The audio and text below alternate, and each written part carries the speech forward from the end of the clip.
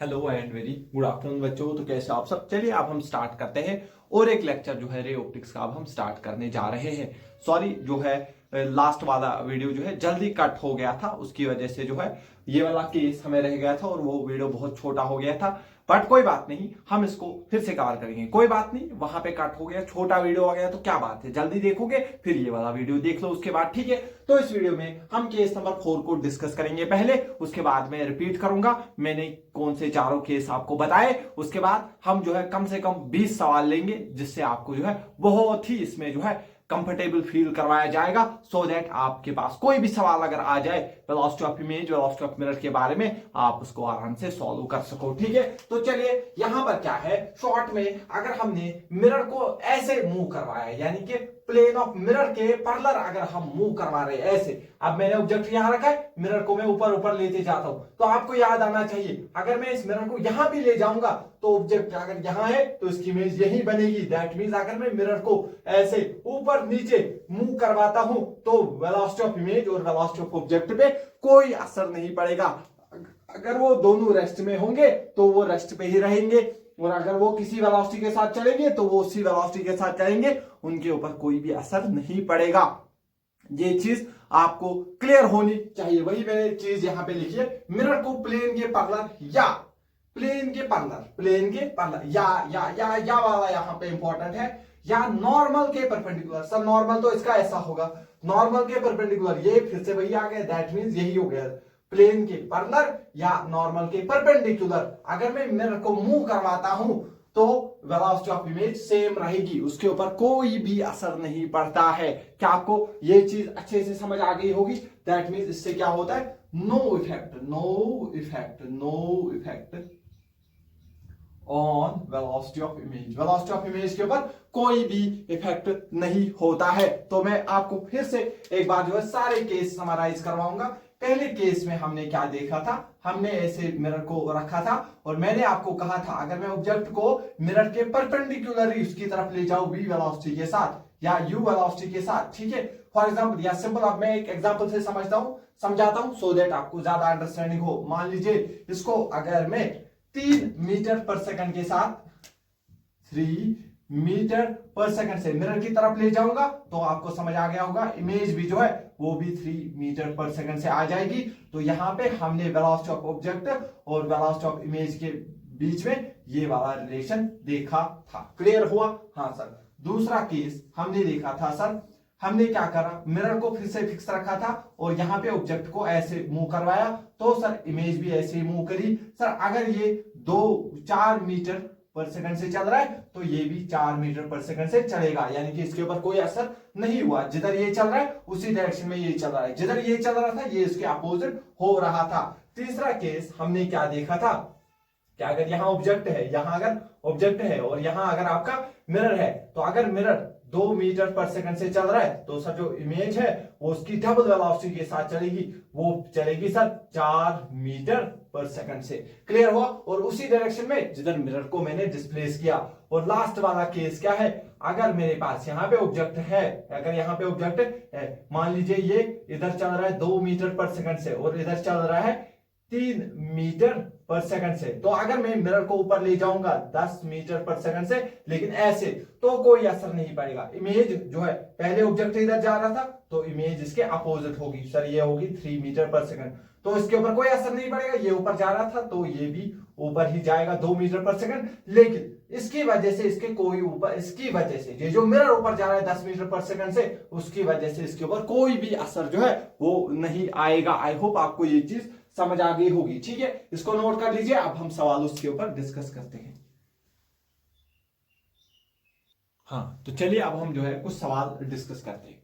तो सबसे पहला सवाल यहां पर आप देखिए, ये मिरर जो है ये फिक्स रखा हुआ है और आपके पास यहां पर ऑब्जेक्ट है जो 10 मीटर पर सेकंड से मिरर के परपेंडिकुलर चल रहा है। अगर वो इसकी तरफ, अगर ऑब्जेक्ट इधर जा रहा है 10 मीटर पर सेकंड से, तो आप बोलोगे सर इमेज इधर जाएगी 10 मीटर पर सेकंड से। तो सर ये हमारा पहला सवाल हो गया। क्लियरली समझ आ गया।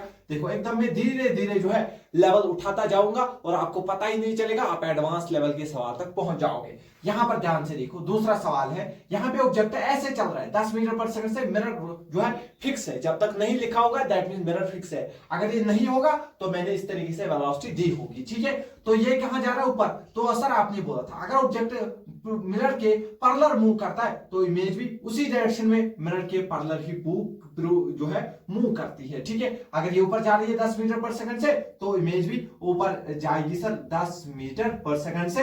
तो ये हमारा सवाल हो गया। इसके बाद यहां पर ऑब्जेक्ट को मैंने क्या रखा है सर? फिक्स रखा है। ऑब्जेक्ट को क्या रखा है सर? ऑब्जेक्ट है फिक्स, और मिरर को मैं इधर ले जा रहा हूं 10 मीटर पर सेकंड से। तो इमेज जो है उसकी ट्वाइस मूव करेगी सेम डायरेक्शन में। तो अगर ये 10 है तो इमेज जाएगी सर 20 मीटर पर सेकंड की स्पीड से। क्या आपको ये तीनों सवाल समझ आ गए? बहुत अच्छे से, बहुत बढ़िया। तो चलिए अब इस सवाल के ऊपर चलते हैं। यहां पे क्या कह रहा है? ऑब्जेक्ट मेरे पास रेस्ट में है और मैं क्या कर रहा हूं? मिरर को ऊपर ले रहा हूं। अगर मैं मिरर को ऐसे मूव करूंगा तो वेलोसिटी के ऊपर कोई भी असर नहीं पड़ता है। तो अगर ऑब्जेक्ट रेस्ट में तो इमेज भी रेस्ट में रहेगी, यानी कि वेलोसिटी ऑफ इमेज होगी यहां पे 0। क्लियर समझ आ गया? दैट मीन मिरर को ऐसे मूव करवाने से वेलोसिटी ऑफ इमेज पे कोई असर नहीं पड़ता है। चलिए अब इसमें क्या कह रहा है? देखो ये अब जो है 2-3 कंसेप्ट को मिलाया हुआ है। तो कैसे करेंगे? बिल्कुल आराम से। पहले ऑब्जेक्ट को देखो सर, ऑब्जेक्ट जा रहा है इस तरफ 6 मीटर पर सेकंड से। तो सर इमेज आएगी इस तरफ 6 मीटर पर सेकंड। इतना क्लियर हुआ? हाँ सर। और सर देखिए मिरर चल रहा है इस तरफ 4 मीटर पर सेकंड से। तो सर इमेज चलेगी उसी तरफ लेकिन डबल स्पीड से, यानी कि 8 मीटर पर सेकंड से। तो ये अब क्या करेंगे?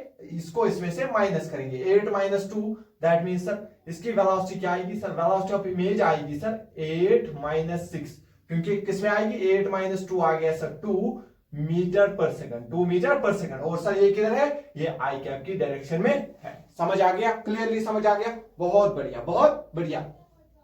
चलिए आप इस सवाल को डिस्कस करते हैं। ध्यान से देखो, थोड़ा सा कॉम्प्लेक्स सवाल लग रहा है लेकिन कोई बात नहीं, इसको हम टुकड़ों में सॉल्व करेंगे। सर देखिए पहले यहां पे जो है एक कंपोनेंट है वेलोसिटी ऑफ इमेज का, वेलोसिटी ऑफ ऑब्जेक्ट का एक कंपोनेंट इधर है 4 मीटर पर सेकंड से। तो इमेज का भी एक कंपोनेंट इधर आएगा 4 मीटर पर सेकंड। क्लियर हुआ? हाँ सर। और सर एक कंपोनेंट है ऊपर 6 मीटर पर सेकंड, तो ये सेम रहेगा सर, ये रहेगा 6 मीटर पर सेकंड। बहुत बढ़िया। सर ये जा रहा है इधर 6 से, तो इमेज जाएगी इसकी डबल वेलोसिटी से। सर ये जाएगी 12 मीटर पर सेकंड से। तो 12 माइनस 4 8 आई कैप आएगा। वेलोसिटी ऑफ इमेज क्या आएगी? 8 आई कैप। और ऊपर की तरफ क्या है? 6 प्लस में आएगा 6 जे कैप मीटर पर सेकंड जो है वेलोसिटी ऑफ इमेज हमारे पास हो जाएगी। ठीक है, तो चलिए इन सवाल को नोट करिए, फिर हम और सवाल डिस्कस करते हैं। हाँ तो चलिए अब हम जो है कुछ और सवाल डिस्कस करेंगे। सबसे पहले क्या करिए, आप स्क्रीन को पॉज करिए, इस सवाल को आप पहले खुद ट्राई करिए। ठीक है, फिर जब मैं इसको डिस्कस करूंगा फिर आप इसको नोट करिए। फिर उसके बाद ये सवाल इससे पहले आप खुद ट्राई करिए। ऐसे ही अब आपको यहां से करना है क्योंकि ये थोड़े सिमिलर सवाल है और थोड़े बहुत नए सवाल भी है। ठीक है, तो चलिए सर ये सवाल देखिए। सर ये मिरर फिक्स है, यहां पर सर ऑब्जेक्ट क्या है? इधर चल रहा है 4 मीटर पर सेकंड से। तो सर इधर बनेगी इमेज, इधर बनेगी इमेज। सर अगर ऑब्जेक्ट की इस तरफ है 4 मीटर पर सेकंड, तो सर इमेज की इस तरफ वेलोसिटी होगी 4 मीटर पर सेकंड। और सर अगर इसके ऊपर है 6, तो सर ये इधर इमेज की भी ऊपर ही रहेगी 6 मीटर पर सेकंड। तो सर मैं आप यहां पे वेलोसिटी ऑफ इमेज लिख सकता हूं क्योंकि सर इसका एक्स का जो है ये पीछे की तरफ आ रहा है एक्स वाला कंपोनेंट। तो ये आएगा सर -4 आई कैप, -4 आई कैप, क्योंकि सर 6 वाला ऊपर ही है तो +6 जे कैप जो है सर इसका आंसर आ जाएगा। क्लियर हुआ? पहला सवाल आपको समझ आ गया? तो आप कमेंट करिएगा कि आपका क्वेश्चन नंबर 7 सही हुआ था इससे पहले, क्योंकि इससे पहले आपको पॉज करना था, खुद करना था कि आपका सवाल मैच हुआ, आंसर मैच हो रहा है मेरे आंसर से। बहुत बढ़िया। चलिए इस सवाल को भी ट्राई करिए, आई होप ट्राई किया होगा। चलिए आप इसका सोल्यूशन करते हैं। देख लीजिए यहां पर क्या है सर, यहां पे ऑब्जेक्ट है तो यहां कहीं इमेज बनेगी। सर अगर ये इधर जा रहा है 5 मीटर पर सेकंड से, तो इसके अपोजिट चलेगा इमेज 5 मीटर पर सेकंड से। और सर अगर ऊपर जा रहा है ये वाला कंपोनेंट, तो ये भी इसका ऊपर ही रहेगा 8 मीटर पर सेकंड। तो सर अगर आप मुझे बोलोगे वेलोसिटी ऑफ इमेज लिखने के लिए, तो सर ये तो 5 है आई कैप में, तो 5 आई कैप प्लस में सर ये ऊपर है 8 जे कैप जो है मेरे पास वेलोसिटी वेक्टर हो जाएगा। चलिए आप इस सवाल को डिस्कस करते हैं। तो सर देखिए यहां पर ऑब्जेक्ट है तो यहां इमेज बनेगी। सर ये कंपोनेंट इसका 3 है तो ये तो सर सेम रहता है 3 मीटर पर सेकंड।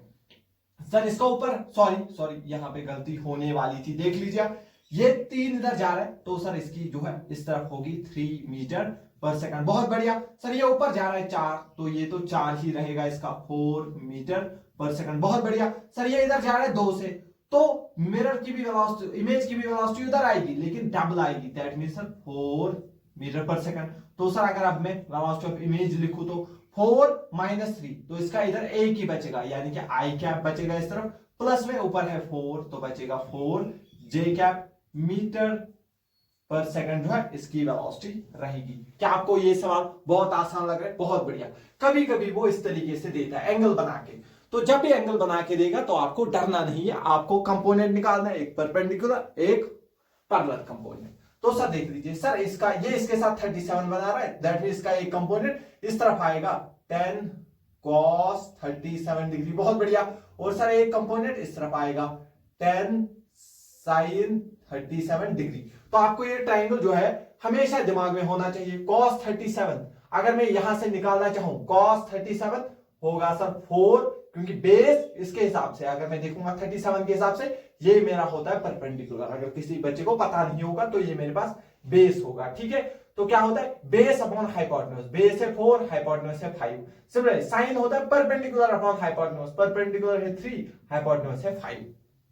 ठीक है सर 10 इंटू साइन 37, साइन 37 है सर 3/5, 5 1 जा 5, 2 जा 2, 3 जा हो गया सर ये आ गया 6 मीटर पर सेकंड नीचे की तरफ। सर ये कितना आएगा सर 10 इंटू कॉस 37 है सर 4/5, 5 1 जा 5, 2 जा 4, 2 जा हो गया सर 8 मीटर पर सेकंड। दैट मीन सर यहां कहीं इमेज बनेगी। देख लीजिए सर इसका नीचे की तरफ कंपोनेंट है 6 तो सर इसका भी नीचे की तरफ कंपोनेंट रहेगा 6 मीटर पर सेकंड, क्योंकि ये जो है पैरेलल वाला कंपोनेंट सेम रहता है। लेकिन सर इसका एक कंपोनेंट इस तरफ आ रहा है 8 तो सर इसका अपोजिट आएगा 8 मीटर पर सेकंड। तो सर अगर आप वेलोसिटी ऑफ इमेज अब लिखोगे, क्योंकि 8 तो इस तरफ आ गया तो ये आएगा -8 आई कैप, और ये भी सर नीचे आ रहा है तो -6 जे कैप जो है इसका आंसर हो जाएगा। आई होप आपको ये भी जो है समझ आ गया होगा, ठीक है। तो चलिए अब हम जो है क्वेश्चन नंबर 11 को डिस्कस करते हैं। देखिए 7 8 9 यहाँ पे, फिर 10 है, फिर यहाँ पे 11 है। सर यहाँ पे आपका ऑब्जेक्ट है तो सर यहां कहीं इसकी इमेज बनेगी। सर अगर ये इधर जा रहा है 4 से तो इसके अपोजिट इमेज जाएगी सर, वो भी जाएगी 4 मीटर पर सेकंड से। ये वाला सर सेम रहता है, जिधर है उधर ही रहेगा 6 मीटर पर सेकंड। सर क्योंकि मिरर जो है इस तरफ जा रहा है 8 से तो इमेज जो इसी तरफ जाएगी लेकिन डबल से जाएगी, दैट मींस वो जाएगी 16 मीटर पर सेकंड से। तो that means velocity of image अगर मैं निकालूं तो इधर क्या है 4 + 16 तो ये जो है 20 आई कैप, प्लस में ऊपर है 6 जे कैप। क्लियर है इतना? बहुत बढ़िया। अब देखो इससे अच्छा सवाल यहां पर है, ये अगर ऑब्जेक्ट है तो सर यहां इसकी क्या बनेगी, सर यहां इसकी इमेज बनेगी। बहुत आराम से देखना।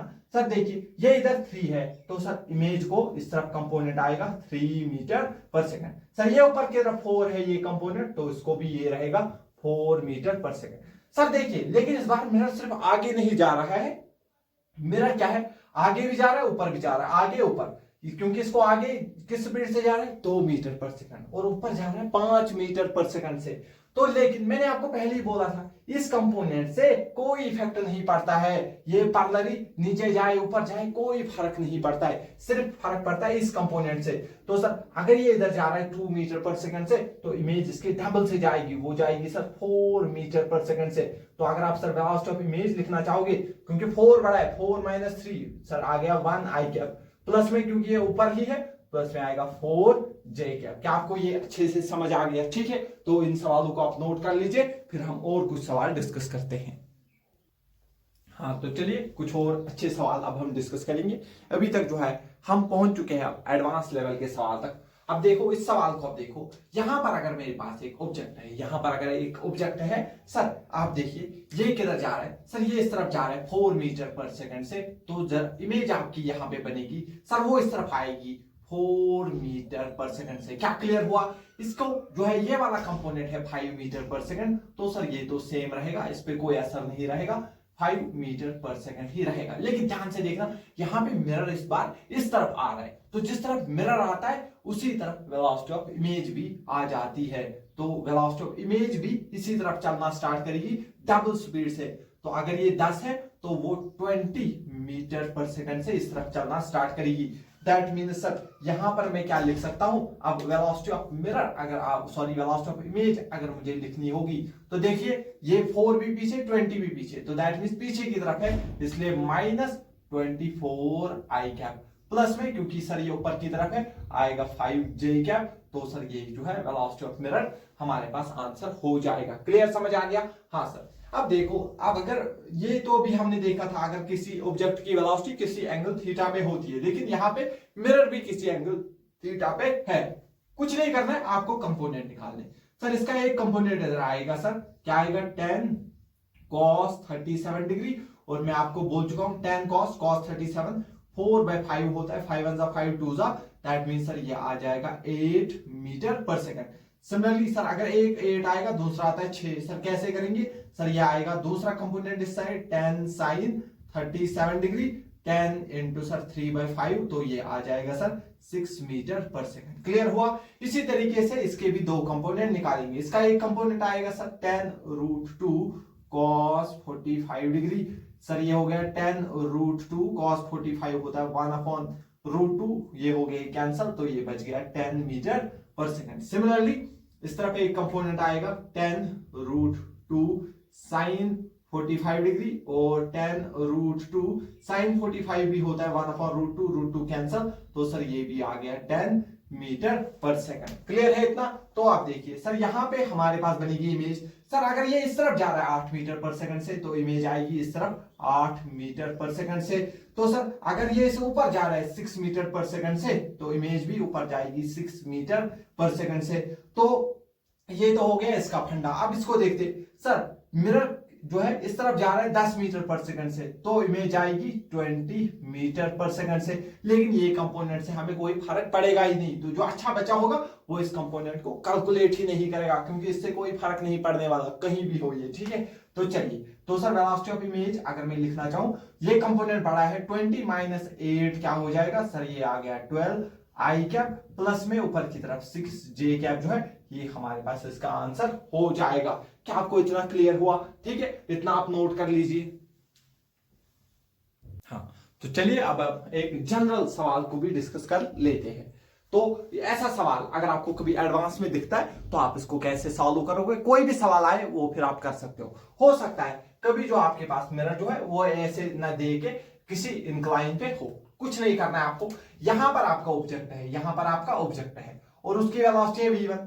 तो क्या करना है, मिरर के हमेशा मिरर के परपेंडिकुलर और मिरर के पैरेलल वाला कंपोनेंट आपको कैलकुलेट करना होता है। ध्यान से ये बात आप लिख के रखिएगा, आपको हमेशा मिरर के पैरेलल और मिरर के परपेंडिकुलर वाले कंपोनेंट जो है चाहिए होते, उन्हीं को आपको फाइंड करना होता है। तो यहां पे तो डायरेक्टली नहीं दिया है, इसलिए हम कंपोनेंट निकालेंगे। v1 का एक कंपोनेंट, क्योंकि सर ये फिर जो है मिरर के परपेंडिकुलर वाला कंपोनेंट हो जाएगा। सर v का इधर कंपोनेंट, v1 का इधर कंपोनेंट सर आ जाएगा v1 एंगल है alpha, v1 cos alpha, v1 cos alpha. तो सर जो इसका दूसरा कंपोनेंट है सर वो इस तरफ आ जाएगा, क्या आएगा सर वो आ जाएगा v1 cos अल्फा इधर, तो सर ये आ जाएगा v1 sin alpha, v1 sin alpha. Clear हुआ? हाँ सर। लेकिन सर ये तो हो गया ऑब्जेक्ट। सर अब इमेज को क्या करेंगे? उसको भी कुछ नहीं करना है, इसको भी मिरर के परपेंडिकुलर और मिरर के अलोंग जो है इसकी वेलोसिटी को तोड़ दो। सर एक कंपोनेंट इधर आएगा, सर क्या आएगा v2 cos beta, v2 cos beta. और सर एक कंपोनेंट सर इस तरफ आएगा, क्या आएगा v2 sin beta, v2 sin beta. तो मैंने क्या बोला था, यहां पर ऑब्जेक्ट है तो यहां पर कहीं जो है इमेज बनेगी, क्योंकि जितना परपेंडिकुलर दूर होगा उतना ही परपेंडिकुलर दूर इमेज भी होगा। तो सर अगर ये इधर है v1 cos अल्फा, तो सर इसकी वेलोसिटी इस तरफ होगी v1 cos alpha, v1 cos alpha. Clear हुआ? और सर एक कंपोनेंट है इस तरफ, सर क्या है सर, ये तो है मिरर के पैरेलल बनाना है आपको इसको, ये है सर v1 sin अल्फा, इस पे कोई असर नहीं पड़ेगा। लेकिन सर मिरर की इस तरफ वाला कंपोनेंट क्या है v2 cos अल्फा, तो सर ये इसका डबल हो जाएगा 2v2 cos बीटा। क्लियर है, इससे कोई असर पड़ता नहीं है। तो आराम से अब मैं यहाँ पे वेलोसिटी ऑफ इमेज लिख सकता हूं। सर ये क्या है, 2v2 cos beta, 2v2 cos beta minus, या सिंपल आप जो है इसको ऐसे ही रहने दो, फिर जिधर जो है क्वेश्चन में दिया होगा, अगर उसने कहा है इस तरफ मान लीजिए आप एक्स एक्सिस, इस तरफ वाई एक्सिस, तो वैसे कर लीजिए, या अगर उसने एंगल दिया होगा तो उस हिसाब से आप कर सकते हो। लेकिन फिलहाल आप इसको यहाँ पे जो है इतना सीख लो, फिर जिस हिसाब से उसने पूछा होगा उस हिसाब से हम आंसर देने के काबिल है। क्लियर हुआ? आई होप जो है ये आपको पूरा जो है अच्छे से समझ आ गया होगा। वेलोसिटी ऑफ मिरर और वेलोसिटी ऑफ इमेज वगैरह कैसे निकाला जाता है, पूरा जो भी पॉसिबिलिटी हो सकता था वो सारा मैंने आपको कराया है। जितना स्टार बैच, टॉप बैच जो होते हैं कोटा में, जितना वहां कराया जाता है उतना मैंने आपको यहाँ पे करवा लिया है। ठीक है, तो इसको आप नोट कर लीजिए। फिर हम जो है कुछ जो सवाल हमारे बचे हुए हैं उनको डिस्कस करेंगे। देन जो है नेक्स्ट लेक्चर में हम करेंगे डिस्कस स्फेरिकल मिरर्स। हाँ, तो चलिए अब हम जो है और एक सवाल डिस्कस करते हैं पहले, velocity of mirror and velocity of object के ऊपर। ये सवाल जो है आपको यहाँ पे दिख रहा होगा। इसमें क्या है, हमें वेलोसिटी ऑफ ऑब्जेक्ट दिया है 3i cap plus 4j cap plus 5k cap, क्योंकि कभी कभी ऐसे भी सवाल दिया जाता है।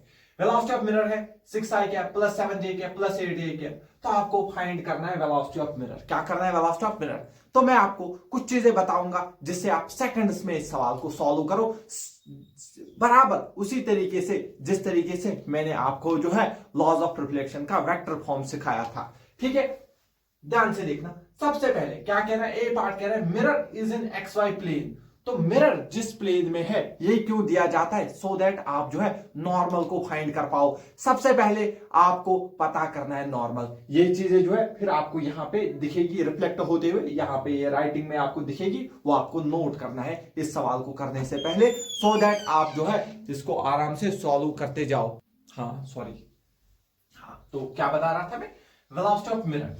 जब भी आपको सवाल पूछेगा वेलोसिटी ऑफ इमेज के ऊपर और वेक्टर फॉर्म में अगर ऐसे आपको दिया होगा, कुछ नहीं करना है, जो हमने अभी तक किया वही करना है। क्या करना है, सबसे पहले आपको यहां पर नॉर्मल पता करना है। क्या करना है, नॉर्मल पता करना है। जैसे ही आपको नॉर्मल पता चल गया, कुछ नहीं करना है। हमने क्या देखा था, जैसे फॉर एग्जांपल अभी जैसे मैं आपको ये दे रहा था, यहां पर हम एक ऑब्जेक्ट को रख रहे थे, एक कंपोनेंट उसका इधर हो रहा था, एक इधर, फॉर एग्जांपल ये 3 था, ये 4 था। तो हम जब वेलोसिटी ऑफ इमेज लिखते थे तो मैं इसको क्या लिख रहा था पीछे, यानी कि मैं इसको -3i कैप और ये 4 कैप ऐसे ही रह रहा था, +4j कैप। क्या हम यही कर रहे थे? हाँ, तो मैं क्या कर रहा था असल में, जो नॉर्मल के अलाउंग कंपोनेंट है उसको बस रिवर्स कर, उसके सामने माइनस लगा रहा था और कुछ नहीं कर रहा था, और मैं कुछ नहीं कर रहा था। वही यहां पे करना है। जब आपको वेलोसिटी ऑफ ऑब्जेक्ट दी हुई है, वेलोसिटी ऑफ इमेज भी उसी फॉर्म में होगी, बस उसमें जो है नॉर्मल के अलोंग वाला कंपोनेंट माइनस के साथ रखना है। नॉर्मल के अलोंग वाला कंपोनेंट क्या होगा, क्योंकि वही बस चेंज होगा, बाकी सेम रहेगा। अगर इसका एक कंपोनेंट भी अंदर होगा वो वैसे ही रहेगा, जिसके साथ भी कुछ चेंज जो है वो नहीं होगा। थोड़ा मैं आपको समझाना चाहता हूं, फॉर एग्जाम्पल, हाँ समझिए, फॉर एग्जाम्पल यहां पर मिरर है, यहां पर मिरर है, फॉर एग्जाम्पल ये है ऑब्जेक्ट की वो वेलोसिटी जो मिरर के नॉर्मल है, ये उसका जो है एक कंपोनेंट ऊपर है और एक कंपोनेंट जो है आगे की तरफ है। ठीक है, जैसे मैं क्या करूंगा, जैसे ही ये मिरर के पास जा रहा है तो इसका ये वाला कंपोनेंट रिवर्स हो रहा है, क्योंकि अगर ये इधर जा रहा है तो मुझे इमेज इधर जाती हुई दिखेगी। ठीक है, लेकिन अगर ऊपर जा रहा है तो मुझे इमेज भी उधर क्या दिखेगी, ऊपर जाते हुए। दैट मींस इस कंपोनेंट से भी कोई फर्क नहीं पड़ेगा, ये ऐसे ही रहेगा। और सर अगर ये ऐसे भी चल रही है, दैट मींस ये वाले कंपोनेंट से भी कोई फर्क नहीं पड़ रहा है, ये कंपोनेंट भी ऐसे ही रहेगा। दैट मींस जो है मेरे पास वेलोसिटी ऑफ ऑब्जेक्ट के कितने कंपोनेंट है, एक्स, वाई और जेड। तो मुझे क्या करना है, मेरे पास इमेज के भी यही 2 कंपोनेंट होंगे, उसका ये कंपोनेंट और ये कंपोनेंट तो सेम रहेगा, बस उसका नॉर्मल के अलोंग वाला कंपोनेंट चेंज होगा, उसके नॉर्मल के अलोंग वाला कंपोनेंट चेंज होगा। क्लियर हुआ इतना? हाँ, तो ये पहली बात। दूसरी बात, सर वेलोसिटी इसको क्या करेंगे, वेलोसिटी ऑफ मिरर, इसको भी हमने देखा। जैसे अभी देख रहे थे, मिरर जब ऊपर जाता है तो कोई असर नहीं पड़ रहा है, लेकिन जैसे वो इधर जा रहा था तो डबल स्पीड उधर बढ़ रही थी, इस तरफ जाएगा तो इस तरफ डबल स्पीड बढ़ा रहे थे। दैट मींस इसमें भी वही करना है, नॉर्मल इसके भी। अगर फॉर एग्जांपल हमारे पास जो मिरर है उसके भी 3 कंपोनेंट है, तो इसका क्या, जो नॉर्मल के परपेंडिकुलर, जो नॉर्मल के अलोंग वाला कंपोनेंट होगा, बस उसको जो है डबल करना है। उसको क्या करना होता है, डबल, जैसे हम मिरर के वही डबल करना है। बाकी दो कंपोनेंट के साथ कुछ नहीं करना है। ये भी, इससे भी कोई असर नहीं पड़ेगा, इससे भी कोई असर नहीं पड़ेगा। दैट मीन इनको लिखना ही नहीं है। जैसे हम दिखाते थे नो इफेक्ट, मैं आपको यहां पे समझाता हूं। यहां पे भी हम बोल रहे थे ना, फॉर एग्जांपल ये मिरर का इधर है 5 मीटर पर सेकंड, इधर है 6 मीटर पर सेकंड। 5 मीटर पर सेकंड को यहां बनाते थे 10 मीटर पर सेकंड, लेकिन इसको लिखते थे नहीं। वही हमें यहां करना है। अब अगर कोई कंपोनेंट अंदर या बाहर होगा उससे भी कोई असर नहीं पड़ेगा। क्या आपको इतनी चीजें क्लियर हुई? हाँ सर, आई होप जो है ये चीजें आपको क्लियर हुई, ये यहां पर रिफ्लेक्ट हो गई होगी, आपने नोट किया होगा। अब बस देखो, मैं इस क्वेश्चन को कुछ ही जो है सेकंड्स में निपटाने की कोशिश करूंगा। सबसे पहले क्या करना है आपको? सबसे पहले आपको लिखना है सर नॉर्मल। आपको क्या लिखना है? नॉर्मल। सर देख लीजिए एक्स और वाई। सर अब मेरे पास अगर एक्स वाई प्लेन है, क्या है सर? एक्स वाई प्लेन है। हाँ, मान लीजिए ये एक्स है, मान लीजिए ये वाई है, तो सर इनके परपेंडिकुलर क्या होगा? ये वाला। तो दैट मींस के कैप इनके परपेंडिकुलर होगा। एक्स हो गया आई कैप, ये हो गया जे कैप, तो इनके परपेंडिकुलर क्या हो गया sir? Z, Z direction. Z direction को क्या लिखते हैं सर? K cap. आप इसका नॉर्मल लिख सकते हो। दैट मींस सर इसका जो है नॉर्मल है, कहां है सर? वो है जेड एक्सिस में, तो जेड डायरेक्शन में। दैट मींस सर मैं लिख सकता हूं के कैप। सर इसका नॉर्मल क्या है? के कैप। तो बस मुझे के कैप वाला जो है, मैं अब बस हो गया, मेरा काम हो गया। अब मैं डायरेक्ट लिखूंगा वेलोसिटी ऑफ इमेज। क्या लिखूंगा sir? Velocity of image. Direct velocity of image क्या लिखूंगा सर? ऑब्जेक्ट की वेलोसिटी का सिर्फ वो कंपोनेंट आपको चेंज करना है जो नॉर्मल के अलोंग हो, बाकी कुछ चेंज नहीं करना है। देखिए सर किधर है नॉर्मल? के कैप। बस सर के कैप वाला कंपोनेंट चेंज होगा और कुछ भी चेंज नहीं होगा। तो सर ये तो डायरेक्ट आएगा, क्या आएगा सर? 3 आई कैप, 3 आई कैप, प्लस में आएगा sir 4 J cap, 4 J cap. लेकिन सर ये नॉर्मल के अलोंग है, के कैप वाला, इसको माइनस बस करना है, इसको बस -5 के कैप आपको लिखना है। बस इतना ही लिखना है? नहीं, क्योंकि मिरर का भी दिया हुआ है, तो प्लस करेंगे। क्या करेंगे? प्लस करेंगे। मिरर का नॉर्मल के अलोंग वाला कंपोनेंट क्या है सर? ये है? नहीं है। के कैप के अलोंग सर क्या ये है? नहीं। के कैप के अलोंग कौन है? 8। उसका डबल करना है। उसका क्या होता है? डबल होता है। तो सर 16 के कैप। बस हो गया आंसर। यही इसका आंसर है। क्या आपको अच्छे से समझ आ गया? क्लियर आ गया ये समझ? बस अब इसको आप फर्दर सॉल्व कर सकते हो। सर ये क्या है? 3 आई कैप, 3 आई कैप, प्लस आएगा सर 4 जे कैप। अब ये -5 के कैप प्लस 16, ये हो बचेगा सर 11 के कैप जो है सर, ये मेरे पास वेलोसिटी ऑफ इमेज जो है आ जाएगी। क्या सिंपल सवाल है। लेकिन जिस बच्चे ने ये चीज नहीं पढ़ी होगी वो इस एग्जाम को या तो उसको छोड़ना पड़ेगा या वो तुक्का मारेगा, यानी कि गलती होने के चांसेस, वो इस सवाल को नहीं कर सकता है अगर उसने ये कंसेप्ट जो है नहीं पढ़ा होगा। क्लियर है इतना? ठीक है, तो इसको नोट करिए, फिर हम इसका बी पार्ट जो है डिस्कस कर देते हैं। हाँ, तो चलिए अब हमारे पास बी पार्ट क्या है? मिरर किस में है? वाई जेड प्लेन में। तो सिंपल वाई और जेड, तो बचा क्या? एक्स, वो इसका नॉर्मल होगा। सिंपल तरीका, वाई और जेड है, जो बचेगा वो इसका नॉर्मल होगा। तो सर इसका नॉर्मल क्या होगा सर? सबसे पहले काम आपको क्या करना है? नॉर्मल को फाइंड करना है। तो नॉर्मल होगा सर एक्स डायरेक्शन में। एक्स डायरेक्शन मतलब आई कैप की डायरेक्शन में सर इसका जो है नॉर्मल होगा। आई कैप की डायरेक्शन में जो है सर इसका नॉर्मल होगा। दैट मींस बस अब मैं आराम से वेलोसिटी ऑफ इमेज को यहां पर लिख सकता हूं। सर क्या होगा वेलोसिटी ऑफ इमेज? पहले वेलोसिटी ऑफ ऑब्जेक्ट को लिखिए। सिंपल सर क्या लिखना है? कौन सा कंपोनेंट चेंज करना है? आई कैप के अलाउंग, तो बस 3 को चेंज करके लिखना है -3 आई कैप, प्लस बाकी सेम रहेगा 4 जे कैप प्लस 5 के कैप जो है एज इट इज रहेगा। क्लियर हुआ इतना? प्लस में क्या लिखना है सर? देखिए जो नॉर्मल के अलाउंग कंपोनेंट होगा मिरर का सर वो है 6, उसको डबल करना है? कुछ नहीं करना है। 6 का डबल होता है सर 12 आई कैप। तो सर ये क्या हो गया? 12 में से 3 जाएंगे तो सर बचेगा 9 आई कैप, प्लस में सर ऑलरेडी है 4 जे कैप, प्लस में है 5 के कैप, और सर ये हमारे पास वेलोसिटी ऑफ इमेज का आंसर मिल जाएगा। क्लियर समझ आ गया? क्या आसान लग रहा है? बहुत बढ़िया। अगर आसान लग रहा है तो कमेंट जरूर करिएगा। आप बताइएगा कि आपको आसान लग रहा है, क्या आपको मेरे पढ़ाने का तरीका अच्छा लग रहा है या नहीं। ठीक है, तो इसको नोट करिए, फिर हम और एक पार्ट इसका डिस्कस कर लेते हैं। हाँ, तो चलिए अब हमारे पास इसका सी पार्ट है। एक्स जेड प्लेन में अगर मिरर होगा तो सर एक्स जेड बचा क्या? वाई। तो सर नॉर्मल किधर होगा सर? इसका नॉर्मल होगा सर वाई डायरेक्शन में। दैट मीन सर हमें जे कैप वाले कंपोनेंट को रिवर्स करना है। तो सर मैं आराम से वेलोसिटी ऑफ इमेज जो कुछ सेकंड में लिख सकता हूं। वेलोसिटी ऑफ इमेज सर कौन सा कंपोनेंट इसका पहले चेंज करेंगे? 4 वाला जो जे के साथ है। तो सर 3 आई कैप ऐसे रहेगा, 4 को लिखना है -4 जे कैप, प्लस में सर बचेगा 5 के कैप। सर ये तो हो गया। प्लस में सर क्या होगा? क्योंकि सर जो मिरर का वो कंपोनेंट, वेलोसिटी ऑफ मिरर का वो कंपोनेंट जो नॉर्मल के अलोंग है वो है 7, उसको डबल करना है तो सर हो जाएगा 14 जे कैप। तो सर ये क्या हो गया, ये बचेगा सर 3 आई कैप, 14 में से 4 बचेगा सर, बच गया 14 में 4 तो 10 जे कैप प्लस में 5 के कैप जो है इसका आंसर हो जाएगा। ठीक है, तो इसको नोट करिए, फिर हम और एक सवाल जो है इसके ऊपर डिस्कस करने जा रहे हैं। ठीक है, हाँ तो चलिए और एक सवाल डिस्कस करेंगे। यहां पे मैंने वेलोसिटी ऑफ ऑब्जेक्ट और वेलोसिटी ऑफ मिरर को लिखा है और आप इस टेबल के फॉर्म में फिर से वही जो हमने इससे पहले 3 क्वेश्चन किए, अब उनको कम जगह में कर पाए इसलिए मैंने एक टेबल बनाया। सबसे पहले आप इस टेबल को बना लीजिए और ये क्वेश्चन लिख लीजिए। ठीक है, स्क्रीन को पॉज करके, आई होप आपने ये लिख लिया होगा। तो देख लीजिए यहां पर हमारे पास मिरर, पहला सवाल एक्स वाई प्लेन में अगर होगा, वाई जेड प्लेन और अगर जेड एक्स प्लेन में होगा। सबसे पहले क्या करना है, नॉर्मल पता करना है, फिर हम वेलोसिटी ऑफ इमेज को लिख सकते हैं। तो सर क्या करेंगे, सबसे पहले नॉर्मल पता करेंगे। देखिए सर एक्स वाई, तो ये क्वेश्चन आप पहले खुद से भी ट्राई कर सकते हो क्योंकि मैंने सारा समझा चुका हूं मैं। एक्स वाई के यानी कि अगर एक्स वाई प्लेन में है तो नॉर्मल किधर होगा sir, obviously Z plane, Z मतलब सर क्योंकि सर इसका नॉर्मल होगा जेड एक्सिस में, that means sir K cap वाला कंपोनेंट को चेंज करना है तो सर ओब्वियसली चलिए इसको लिखते हैं। चलो पहले सारे पार्ट्स का नॉर्मल लिखते हैं। वाई जेड तो सर बचा क्या, एक्स बचा, x that means I cap वाला कंपोनेंट निपटाना है, बहुत बढ़िया। एक्स और जेड बचा क्या सर, वाई दैट मींस उस वाले कंपोनेंट को निपटाना है। क्लियर है, चलिए बात करते हैं वेलोसिटी ऑफ इमेज के बारे में।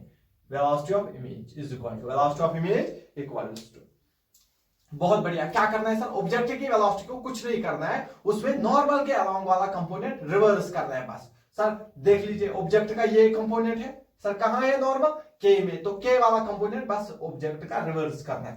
तो सर ये तो ऐसे ही रहेगा 3 आई कैप माइनस 4 जे कैप, बस यहां माइनस है तो इसका उल्टा होगा सर, इसको प्लस करना है, प्लस 6 के कैप। समझ आ गया, बहुत बढ़िया। प्लस सर जो मिरर का नॉर्मल के अलाउंग कंपोनेंट है उसको डबल करना है और कुछ नहीं करना है। सर के कैप है तो के कैप का ये है 4 का डबल होगा 8, लेकिन ये माइनस में ही होगा, -8 के कैप, -8 के कैप। तो ओवरऑल क्या आएगा सर, ये तो ऐसे रहेगा 3 आई कैप -4 जे कैप। देखो 8 ये हो गया -8 ये +6 तो बचेगा क्या सर, -2 के कैप जो है ये हमारे पास वेलोसिटी ऑफ इमेज जो है निकल कर आ जाएगी। क्या आपको क्लियरली ये समझ आ गया, बहुत बढ़िया। चलिए अब स्टार्ट करते हैं इस वाले सवाल में।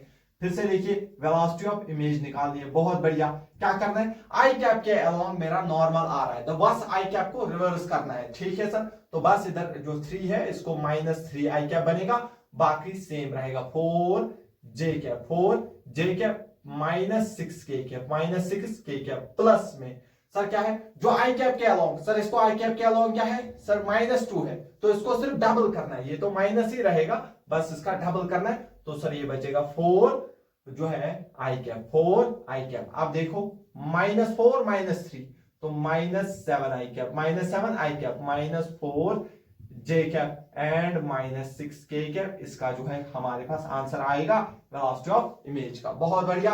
अब हम निकालते हैं यहां पर भी वेलोसिटी ऑफ इमेज को, बहुत बढ़िया। चलिए सर इधर जो है नॉर्मल हमारा जे कैप के अलोंग आ रहा है तो बस जे कैप वाला यहाँ माइनस है तो प्लस हो जाएगा।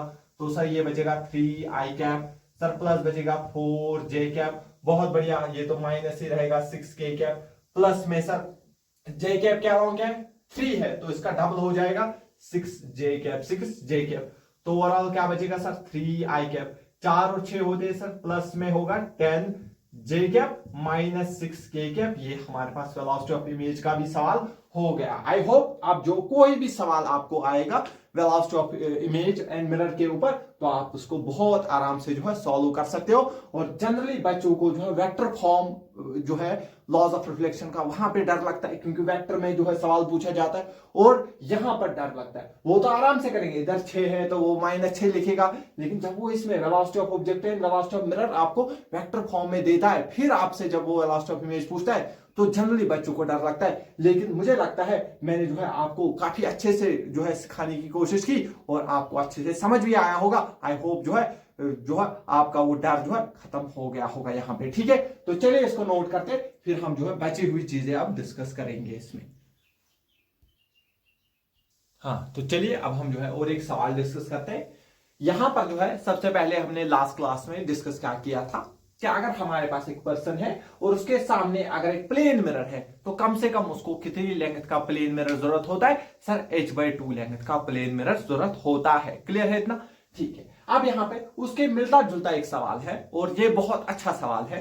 क्या कह रहा है? यहां पर एक मिरर है और यहां पर एक दीवार है, इसकी दीवार के बीच में एक पर्सन बैठा हुआ है, इस दीवार के बीच में एक पर्सन बैठा हुआ है, मान लीजिए इस तरीके से। तो इसके पीछे जो दीवार है, यानी कि फॉर एग्जांपल समझ लीजिए मेरे आगे मिरर है और मेरे पीछे जो दीवार है और मैं एकदम उसके बीचों बीच बैठा हूं और मुझे मेरे पीछे जो दीवार है वो पूरी देखनी है। तो कम से कम कितने साइज का मिरर मैं अपने सामने रखूं सो दैट अगर मैं मिरर और दीवार के बीचों बीच बैठा हूं, कहां बैठा हूं? मिरर और दीवार के बीचों बीच बैठा हूं। और क्या करना है मुझे पूरा जो है दीवार अपने मिरर में देखना है। जो मेरे पीछे पूरा दीवार है उस पूरे दीवार को नीचे से लेकर ऊपर तक मुझे सामने वाले मिरर में दिखना है। तो मुझे कम से कम सामने कितने साइज का मिरर रखना पड़ेगा सो दैट मैं पूरी दीवार जो है उसको देख पाऊं। क्लियर है? तो ये हमारे पास सवाल है। ये सवाल आपको यहां पे जो है शो हो रहा होगा क्योंकि डायग्राम थोड़ी बड़ी है। तो आप क्या करिए, थोड़ा सा स्क्रीन को पॉज करके पहले सवाल लिख लीजिए। ठीक है? आई होप आपने सवाल लिखा होगा। अब हम इसको सॉल्व करने की कोशिश करेंगे। देख लीजिए, बिल्कुल आराम से जो है मैं आपको ये समझाता चलूंगा। ठीक है? तो यहां पर देख लीजिए। तो सर आपने हमें सिखाया है, सर ये तभी जो है इस पूरी दीवार को अपनी जो है इस पूरी दीवार को इस मिरर में सर ये तभी देख पाएगा जब इस दीवार की जो आखिरी रे है वो इसकी आंखों में चली जाए और नीचे से भी जो आखिरी रे है वो इसकी आंखों में चली जाए तो फिर हम आराम से बता सकते हैं। तो सर क्या करना है? सबसे पहले ऊपर की जो रे है ऑब्वियसली ये किधर पड़ी होगी? सर ये मिरर के ऊपर पड़ी होगी। ठीक है? तो थोड़ा सा मैं इसको अच्छा बनाने की कोशिश करता हूं सो दैट आपको थोड़ा ज्यादा समझ आ जाए।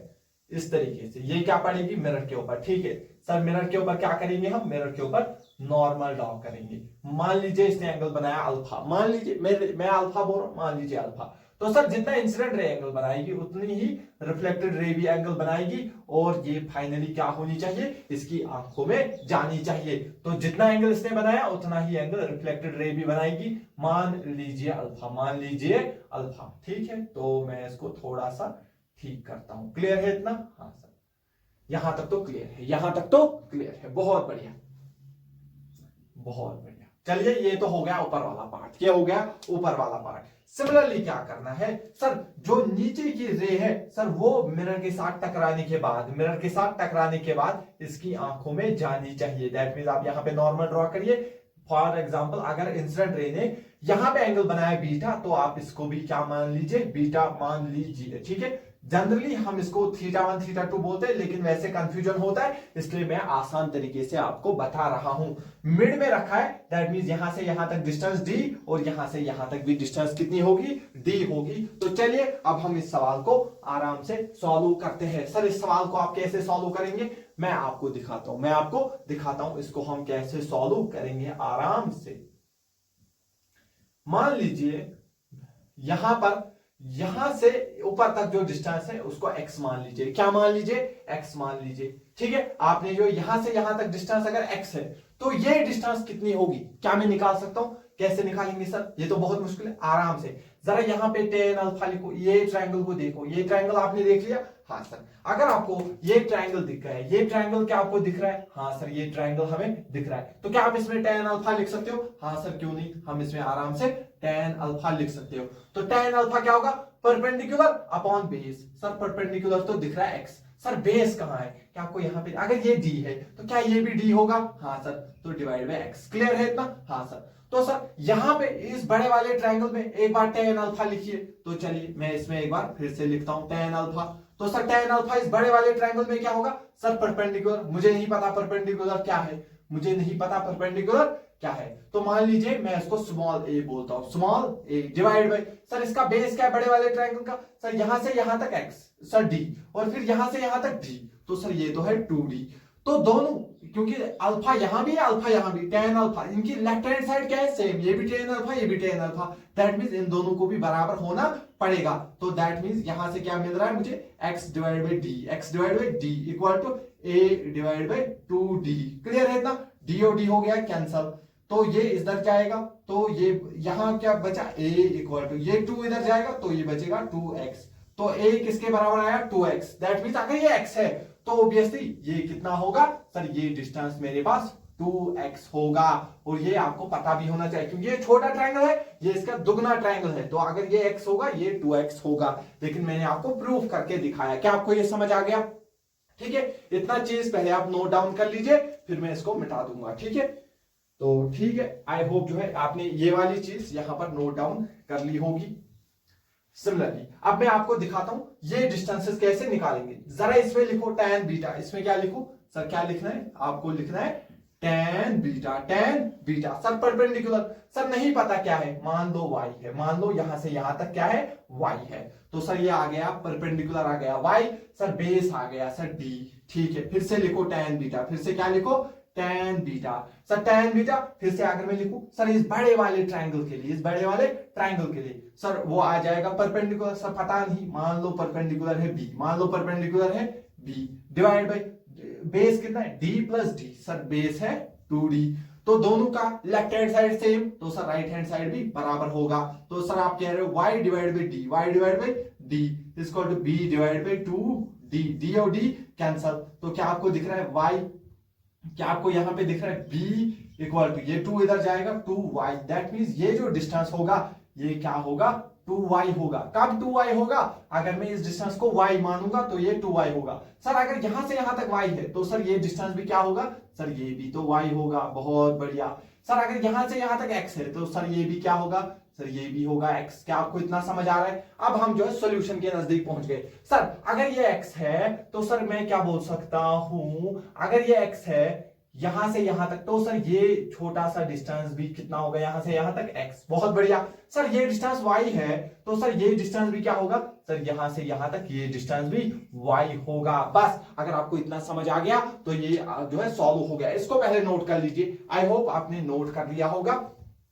स्क्रीन को पॉज करके अब मैं जो है इसको सॉल्व करूंगा। अब आप देखो कैसे ये आराम से जो है सॉल्व हो जाएगा। जरा इन सबको ऐड करो, ये क्या है x प्लस 2x, सर क्या है, क्या ऐड करना है इसको, सारी डिस्टेंसेस को ऐड करो sir, x plus 2x, sorry 2x plus x, फिर क्या है y plus 2y, y plus 2y। Sir ये किसके बराबर है? ये पूरी डिस्टेंस आ गई यहां से यहां तक, ये किसके बराबर दी हुई है h के बराबर, तो सर इसको करना है किसके बराबर, कैपिटल H के बराबर। तो sir x plus 2x plus x हो गया सर 3x, बहुत बढ़िया।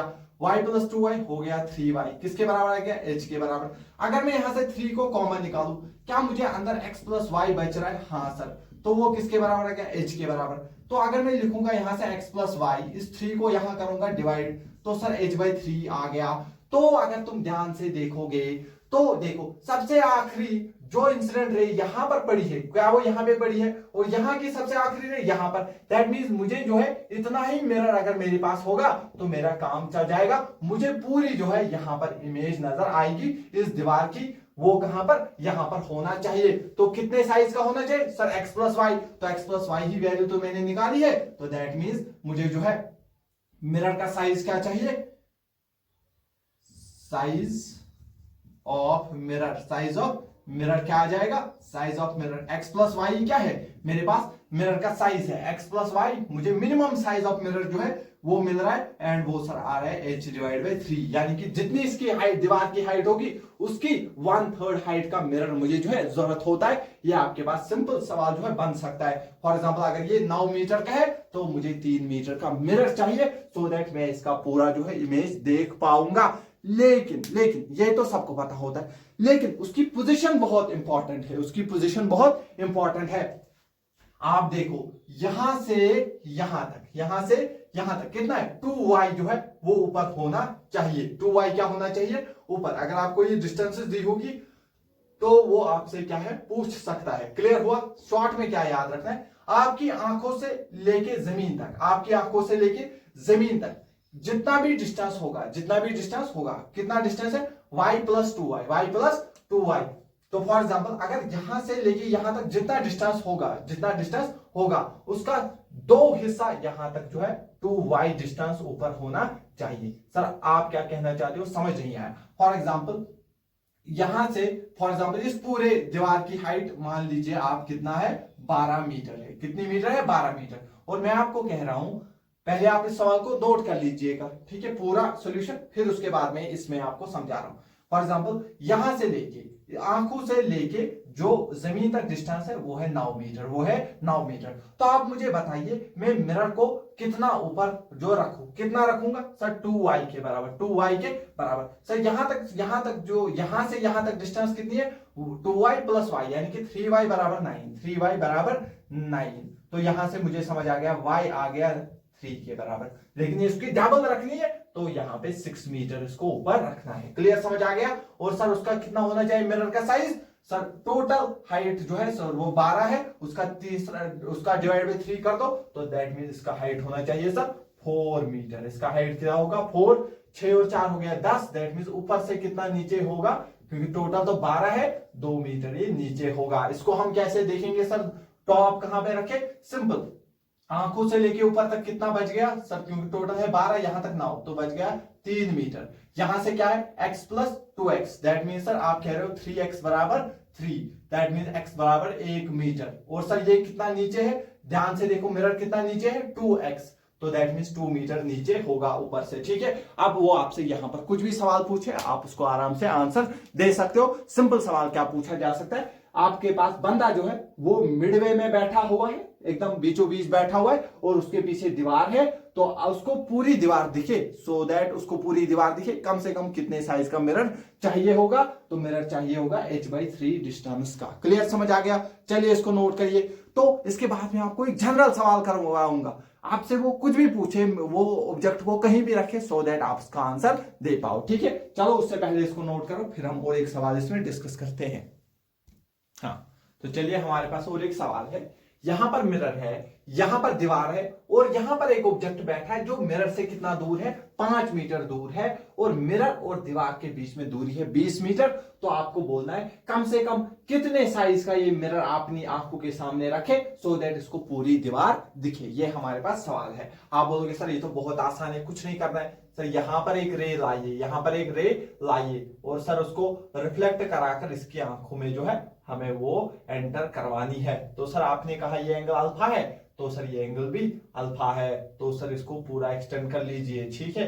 हाँ सर, सिमिलरली सर देख लीजिए, सर एक रे जो है नीचे से लाइए, वो भी इसकी आंखों में क्या करवाइए, उसको भी रिफ्लेक्ट करवाइए यहाँ पे नॉर्मल। सर अगर ये एंगल है बीटा तो सर ये एंगल भी बीटा है। क्या आपको इतना समझ आ गया? हाँ सर। तो सर आपने हमें tan अल्फा के हिसाब से सिखाया था। तो सर सबसे पहले आपने हमें बोला था लिखने के लिए tan अल्फा। तो tan अल्फा अगर मैं छोटे वाले ट्राइंगल में लिखूंगा तो वो क्या आएगा सर, इसका परपेंडिकुलर, फॉर एग्जांपल मैं इसको x बोलूंगा तो सर वो आएगा परपेंडिकुलर है x।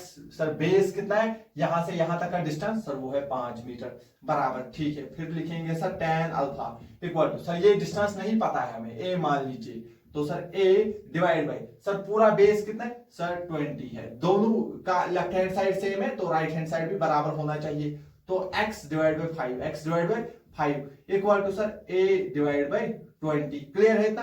5 1 जा 5 4 जा, तो सर x बराबर आ गया फिलहाल a डिवाइड बाई 4। तो सर मुझे a चाहिए तो a आ गया 4x, a आ गया 4x। तो सर अगर ये x है तो ये डिस्टेंस सर हमारे पास कितनी होगी सर, ये 4x होगी। क्या आपको ये चीज समझ आ गई? ठीक है, तो मैं इसको मिटा के अब दूसरी चीज यहां पर डिराइव कर देता हूं।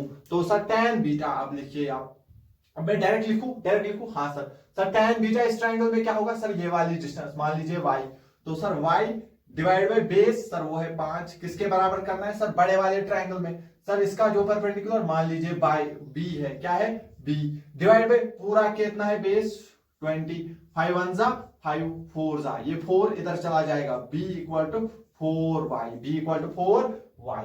तो दैट मींस ये डिस्टेंस कितना है सर, ये 4y है, ठीक है सर। ध्यान से देखना, ये अगर x है तो ये भी x, सर ये अगर y है तो सर ये भी y है। एक सेकंड रुको सर, अगर ये x है तो ये भी x है, ये y है तो सर ये भी y है। सिमिलरली अगर ये y है तो सर ये डिस्टेंस भी क्या है, y है। ये x है तो सर ये डिस्टेंस भी x है। तो सर इतने लेंथ का मिरर मुझे मिनिमम चाहिए, क्या, x प्लस y डिस्टेंस का मिरर, ठीक है। तो चलिए इसको पहले मैं मिटा देता हूं, फिर जो हम आगे बढ़ेंगे। चलिए तो पूरी डिस्टेंस को लिखिए, क्या है sir, x plus 4x plus x sir हो गया 5x प्लस में y प्लस 4y हो गया सर 5y, किसके बराबर है सर 3 मीटर के बराबर। तो 5 को कॉमन निकालू, क्या मैं अंदर लिखूंगा x plus Y equal to आ गया सर 3, x प्लस वाई को ऐसे ही रहने दूंगा, बराबर लिखूंगा 3 और ये डिवाइड हो जाएगा 5। x प्लस वाई क्या है sir, minimum size of mirror, minimum size of mirror required, minimum size of mirror required, वो क्या आ गया सर 3 डिवाइड बाय 5 होता है सर 0.6 मीटर का मिरर मुझे कम से कम चाहिए। क्या आपको ये सवाल भी समझ आ गया? ठीक है, तो ठीक है, यहां तक जो है क्लियर हो गया हमारे पास जो हमें मिनिमम साइज ऑफ मिरर के क्वेश्चंस होते हैं। ठीक है, अब वो कोई भी सवाल पूछे, आपको मैंने सिखाया है tan अल्फा का इस्तेमाल करना है, बस और कुछ नहीं करना है, आप आराम से सारी चीजें खुद बताओगे। ठीक है, क्योंकि सिमिलर ट्रायंगल में भी आप गलती कर सकते हो, तो जो सवाल हमने इससे पहले भी किए हैं सिमिलर ट्रायंगल से, आप उसको tan अल्फा से भी इस्तेमाल करके कर सकते हो। क्लियर हुआ इतनी चीज? तो चलिए इतना पहले आप नोट डाउन कर लीजिए, फिर हम कुछ और चीजें डिस्कस करेंगे। हाँ, तो चलिए एक छोटा सा टॉपिक हमारे पास बचा हुआ था, क्योंकि अगर आपको जो है क्लॉक में टाइम पता है, फॉर एग्जांपल आपके पास जो क्लॉक है, जो कन्वेंशनल पुरानी वाली क्लॉक है जिसमें हावर हैंड, मिनट हैंड होते हैं, सेकंड हैंड होते हैं, वो वाली क्लॉक अगर आपके पास है, तो अगर आप जो है उसको शीशे के सामने रखोगे तो उसकी क्या बनेगी, इमेज। तो जो क्लॉक में टाइम होगा, फिर जब आप उसको मिरर में रखोगे तो वो टाइम क्या दिखेगा। अगर आपको क्लॉक में टाइम पता है तो फिर क्या आप बोल सकते हो मिरर में क्या टाइम होगा, वैसे सवाल आपसे पूछे जाते हैं। तो ऐसे सवाल में कुछ नहीं करना होता है, तो क्या क्या है सर, अगर आपके पास क्या होगा, time in clock, time in clock आपको क्या होगा पता होगा, तो आपसे क्या पूछेगा, वो आपसे पूछेगा बताइए time in mirror, time in mirror, mirror में टाइम क्या दिखेगा, यानी कि क्लॉक की इमेज का टाइम क्या दिखेगा। कुछ नहीं करना है, गिवन टाइम क्या करना है आपको, 12 घंटे में से वो टाइम को माइनस करना है, आपको डायरेक्ट आंसर मिल जाएगा। क्या करना है सर, 12 घंटे में से वो टाइम को आपको माइनस करना है, लेकिन मैं आपको और शॉर्ट में बताऊंगा। लेकिन सर 12 को लिखने का तरीका क्या है, आपको लिखना है 11 घंटे, 11 घंटे और 60 मिनट, 11 घंटे, क्योंकि 60 मिनट भी 1 घंटा हुआ, 11 घंटे और 60 मिनट वो भी 12 ही हुए, लेकिन ऐसे लिखेंगे तो ही सवाल सॉल्व होगा। माइनस आपको लिखना है गिवन टाइम जो आपको क्लॉक में दिया होगा, minus given time in clock, जो आपको क्लॉक में टाइम पता होगा उसको ऐसे लिखना है तो आंसर आपको मिलेगा। लेकिन ये कब करना है, अगर सिर्फ आपको घंटे और मिनट में जो है टाइम दिया हुआ है, लेकिन अगर सेकंड भी इन्वॉल्व होते तो कुछ नहीं करना है, देखो 12 में ही फिर भी उसको माइनस करना है, लेकिन अब 12 लिखने का तरीका थोड़ा अलग है। 12 को क्या लिखेंगे, 11 घंटे 60 मिनट को हम लिखेंगे 59 मिनट, 69 मिनट, एंड बाकी क्या हो गए 60 सेकंड। समझ आ गए, 60 सेकंड फिर इसमें जोड़ेंगे 60 मिनट, 60 मिनट यही होता है 1 घंटा, वापस 12 बनेंगे। ठीक है, माइनस आपको गिवन टाइम करना है, माइनस आपको गिवन टाइम करना है, गिवन टाइम। ठीक है, ये कब करना है सर, अगर सेकंड भी होंगे, अगर सेकंड भी इन्वॉल्व होंगे, फॉर एग्जांपल मैं बोलूंगा 10:20 दैट मींस, तो ये वाला सॉल्व करना है, ये वाला यूज करना है, if seconds are involved, if seconds are involved, अगर सेकंड्स भी इन्वॉल्व होंगे तो ये करना है, अदरवाइज वो करना है। अगर मैं आपको जनरल बोलूंगा फॉर एग्जाम्पल, और सर अगर सिंपल बोला है, अगर सिंपल बोला है फॉर एग्जाम्पल 3 बजे बोला है, क्या बोला है 3 बजे, सिंपल। आपको जो है उसने बोला है, आपके पास एक घड़ी है, आपके पास यहां पर एक क्लॉक है, ठीक है, जिसमें कितने बज गए हैं, जिसमें 3 बज गए हैं। तो जब आप इसकी मिरर इमेज देखोगे ना, फॉर एग्जांपल अगर आप यहां पे क्या रखोगे, मिरर रखोगे, क्या रखोगे मिरर, तो आपको क्या दिखेगा, ये वाला साइड इस साइड हुआ होगा, ये इस साइड हुआ होगा, और ये तो सेम ही रहेगा। तो आपको कितने बजे दिखेंगे, आपको दिखेंगे 9 बज गए होंगे, आपको क्या दिखेंगे 9 बज गए होंगे। तो सर इसको कैसे करेंगे, गिवन टाइम क्या मैंने बोला 11 घंटे 60 मिनट, माइनस करने हैं कितने बजे, मेरे क्लॉक में टाइम था 3 बजे, यानी कि 3:03 तो सर क्या करना है, 11 में से 3 घटाओ, 11 में से 3 घटेंगे तो सर 8 बचेंगे। ठीक है, और 60 में से 0 तो 60, 8:60 यानी कि कितने बज गए, 8:60 मतलब 9 बज गए, मतलब क्या बज गए 9। तो और मैं सिंपल आपको बोलूंगा, अगर सिर्फ घंटे दिए हैं तो डायरेक्ट 12 में से माइनस कर दो, 12 माइनस घंटे कितने दिए 3, 12 माइनस 3 हो गए 9। अभी फॉर एग्जांपल अगर वो बोलेगा घड़ी में बज गए हैं 6, घड़ी में बज गए 6, ये हमारे पास क्लॉक में कितने बज गए 6, तो आप बताओ मिरर में क्या दिखेगा, मिरर में हमें दिखेगा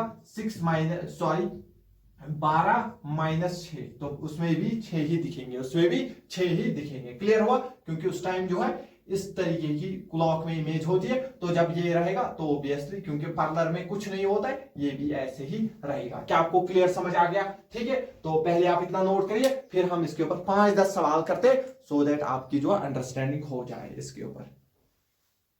तो चलिए अब जो है ये सवाल आप यहां पर देख सकते हो। पहले मैं आपको बता दूं, ये जो है क्लॉक वाला टॉपिक, यहां पर तो है उतना ज्यादा सवाल नहीं पूछे जाते नीट और जेईई मेंस और एडवांस में, लेकिन ये टॉपिक जो है आगे आपको कहीं पर भी नजर आएगा जब आप रीजनिंग पढ़ते हो, जब आप जो है कल को गवर्नमेंट एग्जाम, कोई भी गवर्नमेंट एग्जाम अगर आप लिखने जा रहे हो तो उसमें क्लॉक वाला टॉपिक आता है। इवन दो जब हम गेट का एग्जाम भी लिखते हैं इंजीनियरिंग का, तो उसमें भी ये क्लॉक वाले प्रॉब्लम्स आते हैं, ये जो है हमेशा जनरल रीजनिंग में आ जाते हैं, इसलिए आपको ये थोड़ा समझना होगा, क्योंकि आपको जो है क्योंकि इतना नहीं आता इसलिए हम यहाँ पे थोड़ा ही समझाते, लेकिन इतना ही ये टॉपिक है। बट अगर आप यही क्लास मिरर के ऊपर देखोगे किसी एसएससी जेईई चैनल पे, तो वहां पे इसको 1-1, 2-2 घंटे पढ़ाया जाता है, प्रैक्टिस करवाई जाती है, क्योंकि वहां पे क्या होता है बच्चों को अलग जो है प्रैक्टिस पे फोकस रखते हैं, सोचते हैं कि यही सवाल उनको जो है एग्जाम में दिखे वो करे। लेकिन यहाँ पे जो है जेईई और नीट की प्रिपरेशन जब हम करते तो हम माइंड को डेवलप करने के ऊपर होते। मैंने आपको बोला ये चीज आपको करनी है, बस आपके ऐसा भी सवाल आए आप उसको जो है निपटा सकते हो। क्लियर हुआ? तो चलिए 10:30 बज गए हैं, तो क्या करोगे? कुछ नहीं करना है सर, आपने बोला 11:60 में से इसको माइनस कर दीजिए, कितने बज गए? 10:30।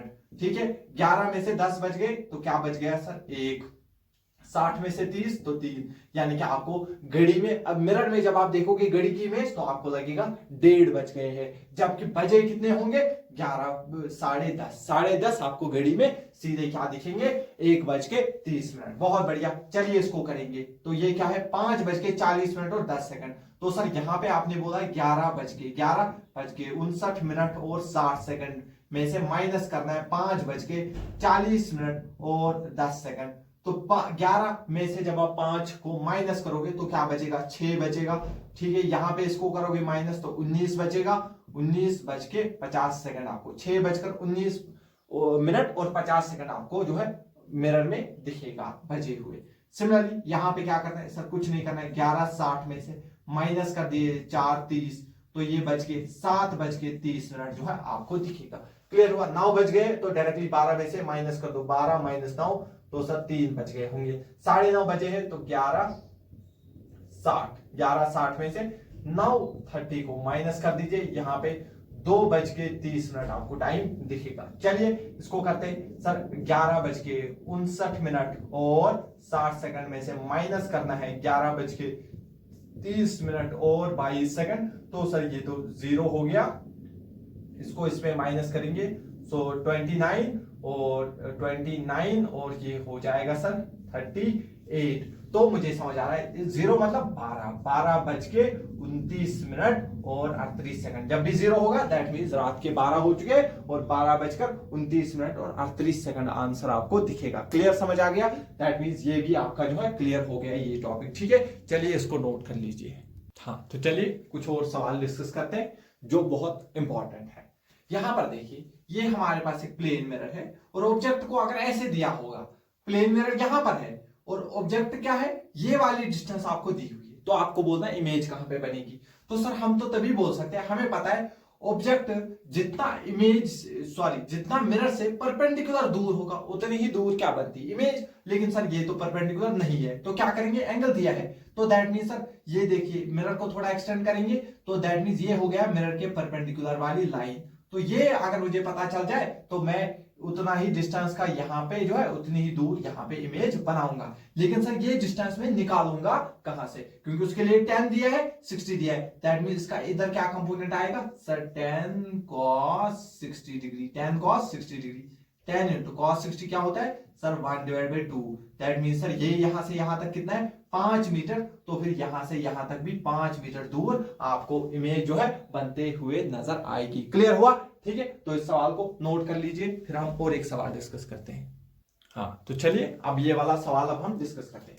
ध्यान से देखना इस सवाल को। इस सवाल को बहुत सारे तरीके हैं करवाने के, लेकिन मैं चूज करूंगा बहुत ही सिंपल तरीका, जिससे आप कभी भी सवाल को गलत ना कर दो। सबसे पहले देखो यहाँ पे मिरर कैसे दिया हुआ है। यहाँ पे ऐसे मिरर नहीं है, बिल्कुल टेढ़ा मिरर दिया हुआ है, y इक्वल टू एक्स। जब आपको y इक्वल टू एक्स या x इक्वल टू वाई दिया होगा, इसका मतलब जो मिरर है वो x एक्सिस के साथ भी 45 डिग्री एंगल पे है और y एक्सिस के साथ भी कितना एंगल बनाया है, 45 डिग्री एंगल बनाया है। ये आपको पहली चीज क्लियर होनी चाहिए। ठीक है सर, तो सर देखिए ये यहाँ पे मिरर यहां तक ही है, इसके आगे नहीं है, तो कोई बात नहीं सर, हम एक्सटेंड करेंगे। जहां पूरा मिरर इमेज बनाता है वही आधा अधूरा मिरर भी इमेज बनाता है। क्या आपको ये बात याद आ गई? हाँ सर। तो सर ये तो दिया है -4,0। सर इसका मतलब है ये यहां से कितना दूर है सर, दैट मींस, क्योंकि ये माइनस क्यों है, क्योंकि ये माइनस एक्स एक्सिस की तरफ है सर, यहां से यहां तक जो डिस्टेंस है सर वो 4 मीटर है। ठीक है सर। हाँ सर, तो सर मैं तो तभी बता पाऊंगा कि इमेज कहां बनेगी जब मुझे जो है परपेंडिकुलरली आप बोलोगे मिरर कितना दूर है, तो मैं यहां से परपेंडिकुलर डालूंगा। यहां से क्या मैंने किया, एक परपेंडिकुलर ड्रॉ किया, तो परपेंडिकुलर कितना बनाएगा मिरर के इसके साथ, लाइन के साथ एंगल सर 90 डिग्री।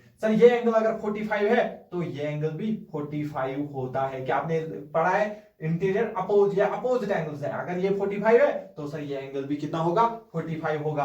और सर वेक्टर जो एक ट्रायंगल बन गया यहाँ पे, तो आपको पता होना चाहिए ट्रायंगल के अंदर वाले एंगल्स का सम होता है 180 डिग्री। बहुत बढ़िया, अगर आपको इतनी चीज पता है तो सर अगर ये 45 है तो सर ये तो 90 है, तो दैट मींस बचा हुआ एंगल भी क्या होना चाहिए, 45। क्यों सर, तभी तो बनेगा 45 हो गया 90 और 90 हो गया 180। क्लियर, समझ आ गया? हाँ सर, यहां तक समझ आ गया है। तो दैट मींस सर ये मेरे पास परपेंडिकुलर है, ये मेरे पास परपेंडिकुलर है, लेकिन ये डिस्टेंस मुझे नहीं पता है। चलो मैं इसको x मानता हूं, चलो मैं इसको क्या मानूंगा, x मानूंगा। तो चलिए अगर मुझे x कैलकुलेट करना होगा, इसको बहुत सारे तरीके हैं, लेकिन मैं आपको सिंपल जरा लिखो यहां से tan 45। क्या लिखो आप, tan 45 degree, tan 45 degree.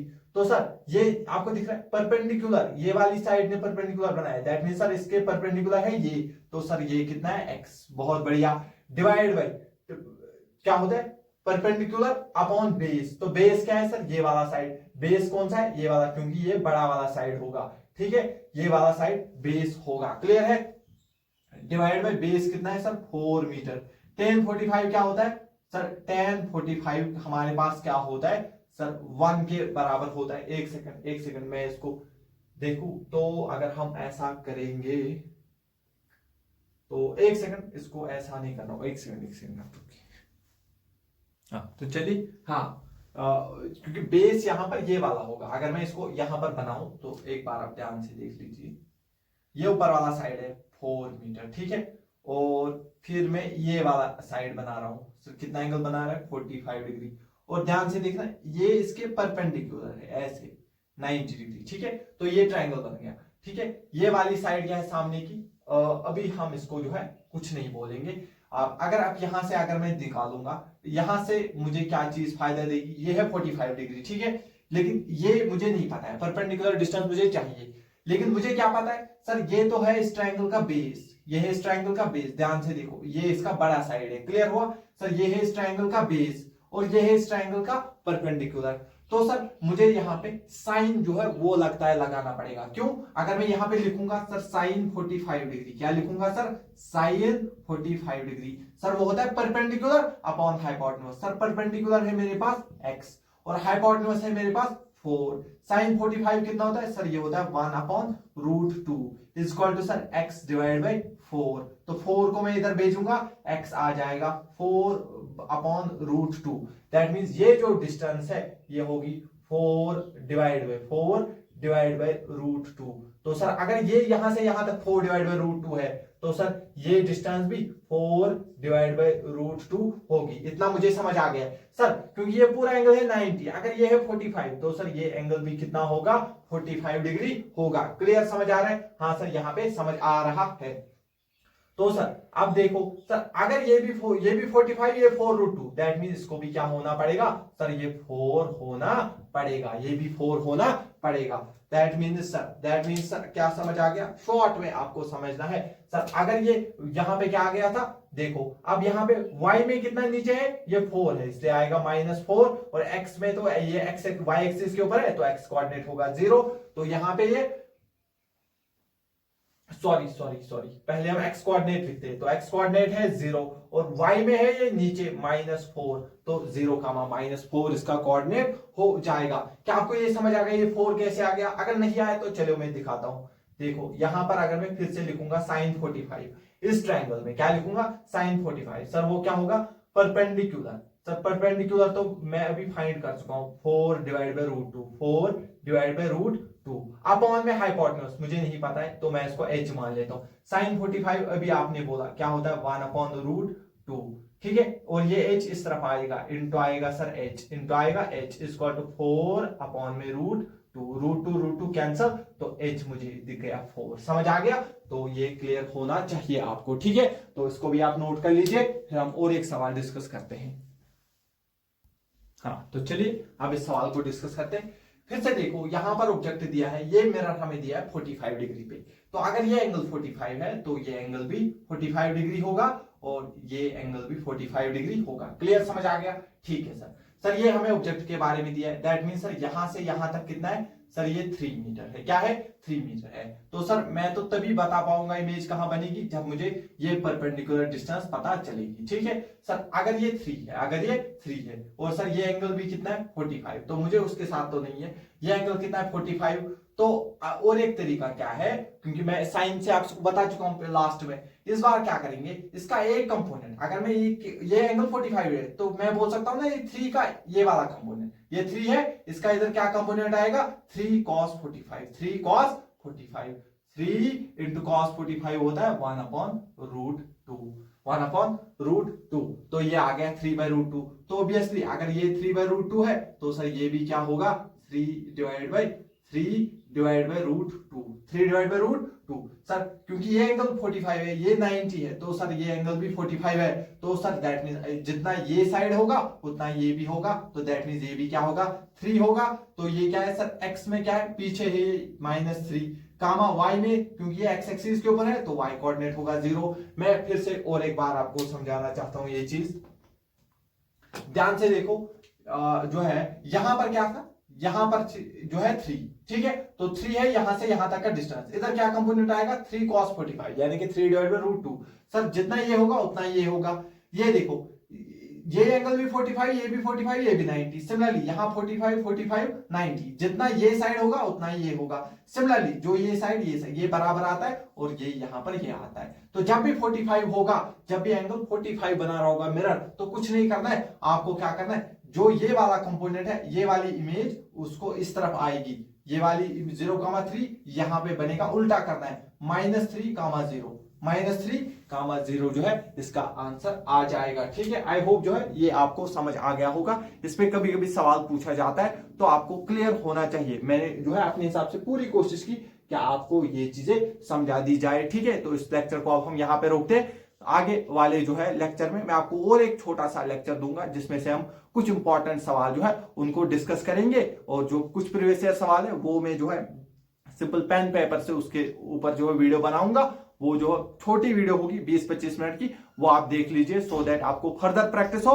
Then फिर हम जो है नेक्स्ट लेक्चर में स्टार्ट करेंगे सीधे अब स्फेरिकल मिरर से, ठीक है। तो थैंक यू सो मच।